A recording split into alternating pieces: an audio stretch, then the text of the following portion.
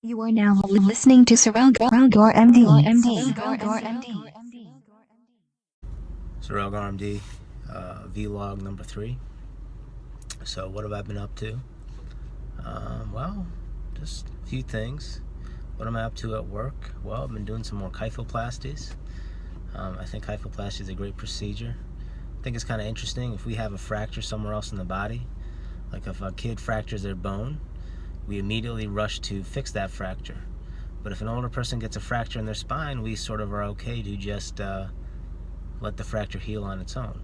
Kyphoplasty allows us to percutaneous, using a small needle, get into that vertebral body, inject cement, fuse that vertebral body together, and I think, improve pain for sure and improve stability at that level. So I'm enjoying getting a chance to do some of these procedures, some of these things that I learned in my fellowship. What else is going on? I'm doing a little bit of reading. Reading some books around the house. So a lot of books on Krishna consciousness. So I'm doing some reading of that. Interesting stuff. I'm not really much for religious stuff. But I read this book and I learned something interesting. I learned what Krishna actually means. Now, Krishna is a god in Hindu literature, and some people consider him to be the god, which I think is a little strange because I always saw him as within the group of gods. Some people think that he is the supreme godhead, which again I'm not even really that comfortable with. But anyways, what I learned from the book is that Krishna, what it actually means in Sanskrit, is two words actually. It's KRS and then NA. So Krishna. There's no real I in there, and there's no H. So it's Krishna. Kris means something that repeats, I think. And then na means to check. So literally Krishna means one who kind of checks or stops the cycle. There's a cycle going on, and Krishna is basically stopping that cycle, checking that cycle. And I think this is kind of interesting because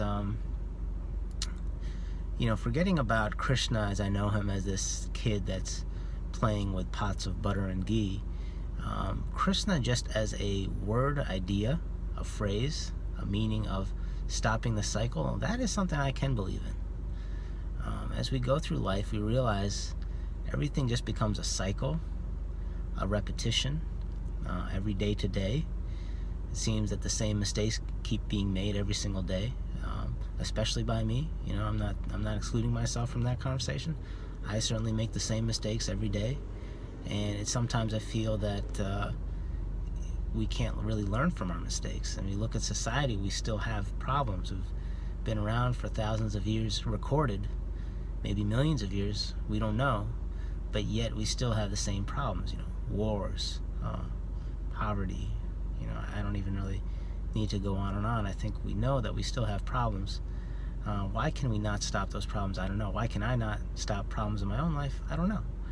But the idea of Krishna consciousness, if it means to simply be conscious of the fact that there is a way to check that cycle, well, that's something I can get behind.